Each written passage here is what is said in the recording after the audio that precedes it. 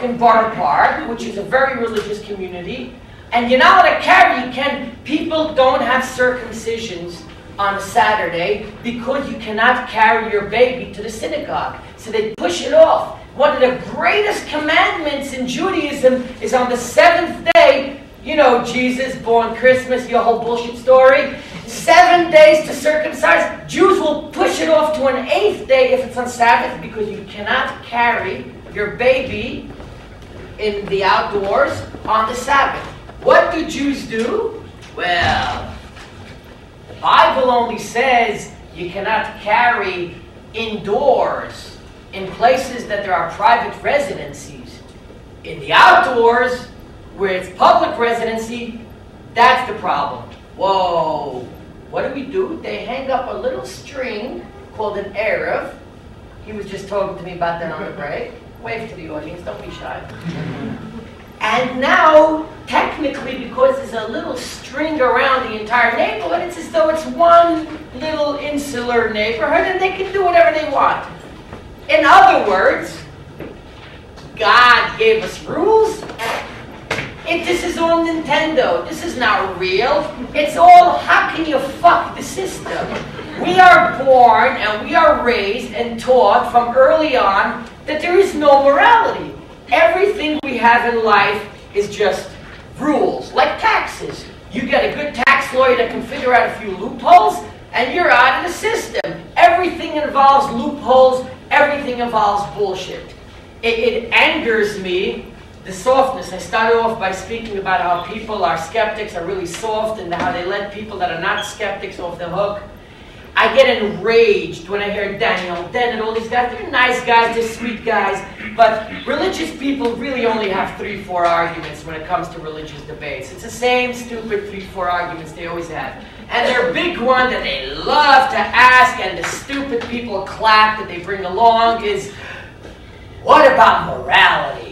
How do you get morality without a God? And then you get the big philosophers that are like, oh, well, science is really doing a great job at figuring out morality. Bullshit. That's not what you do. You gotta look at the guy, and then you jump and you punch him in the fucking face. After you punch him in the face, you say, are you fucking kidding me? Religious morality? That is the biggest oxymoron that was ever invented. Religion has no morality whatsoever. It has a bunch of rules that you got to figure out how to sidestep. It is the reason that atheists don't take planes and fly them into buildings. It is the reason why real moral people don't do any of the things. But when you set up a structure and a program and you tell people you can't do this because of that, the minute you change any little thing, that's the minute that you have authority to do whatever the hell you want. Now, it might be silly, and you might think that, oh, we just fuck around with rules. Like, we all know about the couple that was trying to be really religious, and they wanted to be Jewish, and they show up to the rabbi. I don't know what that says, but I don't care. We might, whatever, someone scream out what that says. I'm too drunk to see it. Anyways, they have a bar downstairs, and I had a really good time during lunch. I don't know what you guys did.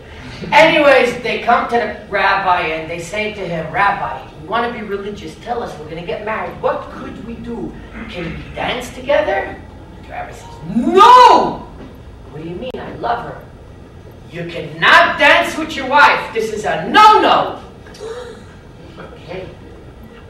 How about sex? Can sex when you're married? Permissible.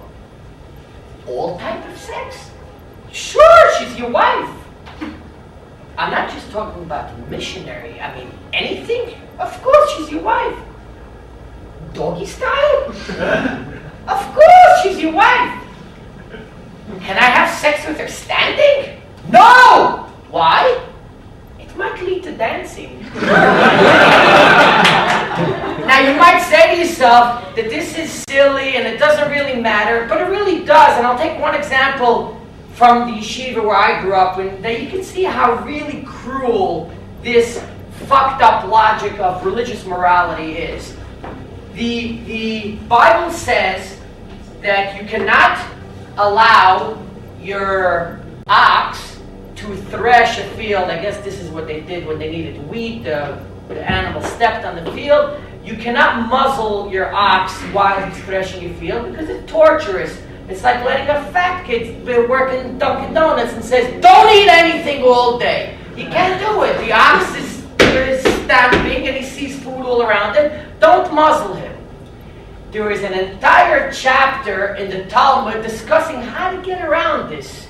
Maybe we can put something underneath the ox's foot so technically he's not walking on the grain and he's walking on a piece of plastic which is on the grain and now you can muzzle it. Asshole. The whole point is not to torture your ox. What the fuck are you doing? You're trying to circumvent. This shows you how screwed up the morality of religious people are. And now he's pressuring me over there to finish him here. So I'm just going to conclude because I sound very bitter. He said like that, I said like that. The bottom line is that I'm going to conclude with a little bit of brevity. I just want to be a little bit light. I don't want you to think that, who's this asshole? Oh, no. Anyways, everything is being said tongue-in-cheek here today. I just want to conclude, and there's a 20-minute question and answer session afterwards. By the way, so I just want to conclude with a little bit saying, look, I'm culturally Jewish, I'm traditionally Jewish, I love my people, but I want to explain something to you that you guys don't understand. What is a rabbi? I have to understand something. Richard Dawkins wrote about the selfish gene. Let me tell you something about my people that I know. We are very lazy people. Richard Dawkins' book, I think the next one is going to be called The Lazy Gene. There's a big segment of our population that doesn't like to work very hard. You all know this. Now, 500, 600, 700 years ago, a bunch of lazy people like me didn't have PlayStation. You couldn't get away with doing whatever you wanted, not working hard. Everyone had to drag water. Everyone had to do something. What did all the lazy people do? They became rabbis. They sat around jerking off all week long. The poor innocent Slavs that were dragging water and fixing horseshoes and doing all the hard things sat around. And they came on the Saturday and they came to the asshole rabbi that did nothing all week and they said, all right, Rabbi, what did you do? And he had to come up with crazy, stupid things of strings and, oh, I'll tell you what I thought up of this week. This is the way lazy people got by for the past few hundred years without really having to do work. Today, we call these people comedians. Trust me, Jerry Seinfeld 700 years ago would have been a very prominent rabbi. Right now, he's a comedian because he doesn't have to put strings. He tells stories. But what I'm trying to get at today is that every Jewish joke really has something behind it. They say that there's humor, everything has truth behind it.